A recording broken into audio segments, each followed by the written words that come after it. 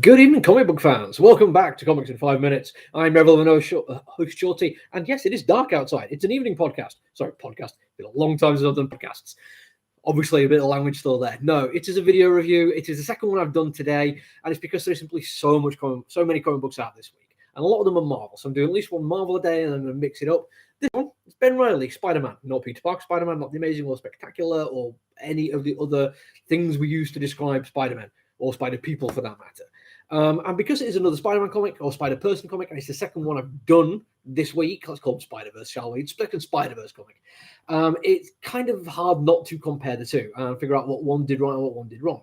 And I will say this is a better comic book to both read and enjoy visually, but it still isn't perfect. It still has a few things which I'm not a big fan of. First off, a lot of the character depictions are a bit too cartoony for me.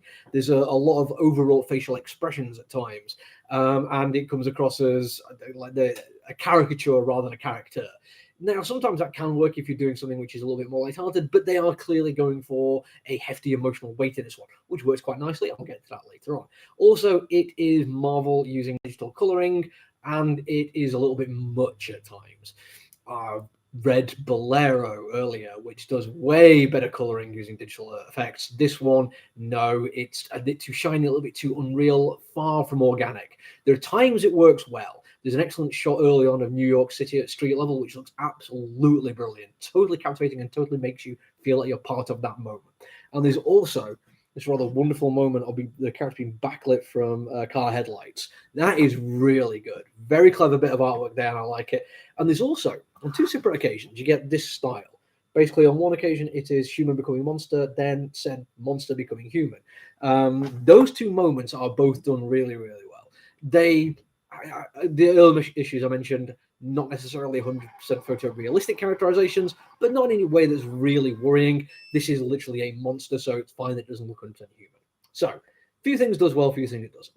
The writing, however, is where it actually becomes a lot better. It's Jem DeMatteis, who is the writer of one of my all-time favorite comic books, The Complete Moonshadow. Check it out if you're looking to find a copy. It is brilliant. And he has more confidence. This confidence comes across very quickly, especially when compared to Silk. There's equal-ish amounts of box-out narration. If anything, I'd say Ben Reilly talks himself an awful lot more, but there's also just more dialogue in here. And both of them come across as really, really confident. There is more heft to the words, more weight behind them. It feels like the things Ben Reilly is contemplating and talking about matter more to him. I'm not saying they do. I'm not saying that what happens to Silk is any less important, but the way it's written comes across as ephemeral. This, very much not. This is big deals. This is his brother, who is a villain, who's also a clone. The entire thing where he wasn't sure if he is really Ben Reilly or really Peter Parker, and that point where he's not sure, and he loses a sense of self, and how deeply troubling that is for him. Now, that's not something I could ever really understand, but one of my all-time biggest fears is Alzheimer's, losing my sense of who I am and my place in the world. The idea that he's going through this while fully aware that he's going through it, that's some deep, heavy writing, and Matteis actually does a really good job with it. I'm not saying it's perfect. There are times when it is overwrought. There are times when I just want him to calm down a little bit, Ben Reilly that is, and just chill out. There are people who are clearly trying to help him through the stuff he's going through. One in particular is a psychiatrist at Ravensthorpe, I think it is. Raven something or other, the Marvel equivalent of Arkham Asylum, but apparently an awful lot nicer. There's also a woman he works with, like in his real job, who genuinely seems to care about him, is trying to offer him advice, but he just pushes the advice away.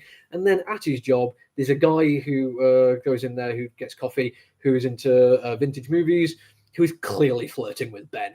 And Ben just has no idea. And it's kind of adorable that he's got no idea. He thinks he's just a little bit clueless socially and doesn't really pick up on cues. It's almost like he's like, well, maybe this is never something he says on stress, but the way he comes across is almost like, well, maybe he might be on the spectrum. It's like, no, he's just into you, but you're not used to the idea of people being into you in that way. Maybe just not guys at all. And it's throwing you a little bit.